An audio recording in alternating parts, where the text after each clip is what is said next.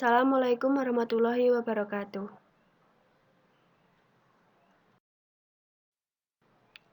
Perkenalkan, nama saya Civa Deviana dengan NIM B100-184-13.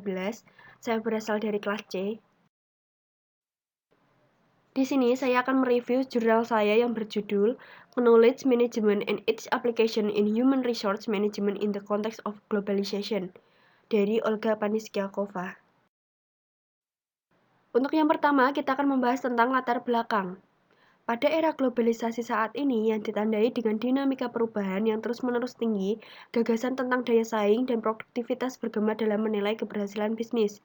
Perusahaan agar dapat berkembang dan tetap kompetitif di masa depan harus menghadapi dan mengatasi tantangan ekonomi pasar saat ini dengan tepat. Untuk mengatasinya dengan tepat, berarti perusahaan harus beradaptasi dan menyesuaikan dengan kondisi pasar yang sering berubah-ubah. Salah satu perubahan penting dalam ekonomi pasar adalah sistem baru penciptaan kesejahteraan dan kekayaan baik perusahaan maupun negara, yaitu ekonomi pengetahuan. Daya saing bisnis sangat bergantung pada bagaimana bisnis dapat menanggapi globalisasi itu sendiri, dengan tekanan untuk meningkatkan persaingan dari negara maju dan beberapa negara berkembang, serta perubahan permanen dan cepat tidak hanya dalam teknologi, tetapi juga di pasar, tren, dan bisnis. Lalu kita akan beralih kepada pembahasan. Di dalam pembahasan kita akan membahas tentang untuk yang pertama, karakteristik manajemen pengetahuan. Untuk yang kedua, metode penelitian.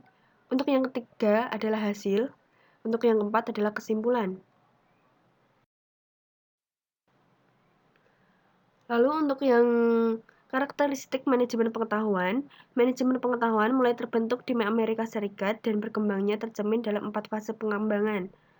Apa itu 4 fase pengembangan? Kita akan bahas dalam slide berikut ini. Untuk yang pertama adalah manajemen klasik dan neoklasik dari akhir abad ke-19 dan awal abad ke-21. Yang ditandai dengan pendirinya berfokus pada organisasi yang mereka anggap sebagai mekanisme impersonal yang dirancang dengan baik dan tidak menganggap manusia sebagai kepribadian sosial psikologis, tetapi hanya sebagai elemen teknis ekonomis. Hal ini menyebabkan kontradiksi dan kesalahpahaman sosial. Lalu untuk yang kedua, dimulai pada tahun 40-70-an pada abad ke-20 dan disebut sebagai pendekatan behavioris. Ditandai dengan bagian dari pembangunan perlu adanya fokus pada sumber daya manusia itu sendiri, serta pada penggunaannya, pengelolaan sumber daya manusia, dan pencatatan sumber daya manusia yang tepat. Untuk yang ketiga, dari manajemen pengetahuan dikembangkan pada 1980-an dan 1990-an. Ditandai dengan manajemen pengetahuan dipandang sebagai manajemen ramping yang berusaha menemukan cara paling tepat untuk mengurangi biaya sekaligus meningkatkan kualitas produk. Manajemen digunakan sebagai keunggulan kompetitif dan oleh karena itu harus tahan terhadap persaingan.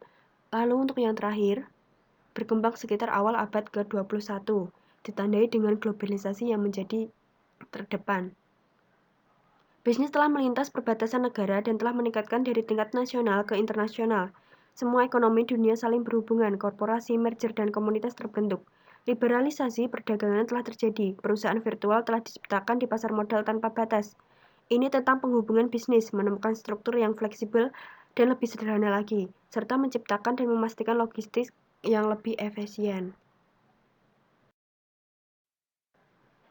Lalu kita akan membahas tentang metode penelitian. Penelitian ini menggunakan metode inquiry yang berupa angkat dan hasilnya diolah dengan metode analisis dan sintesis.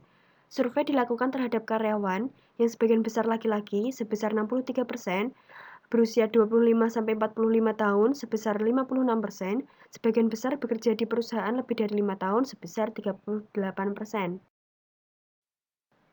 Lalu hasil dari penelitian sendiri adalah kesadaran responden terhadap manajemen pengetahuan cukup memuaskan, seperti dikonfirmasi oleh 41,18% dari responden menjawab positif atas pertanyaan, apakah mereka tahu apa itu manajemen pengetahuan?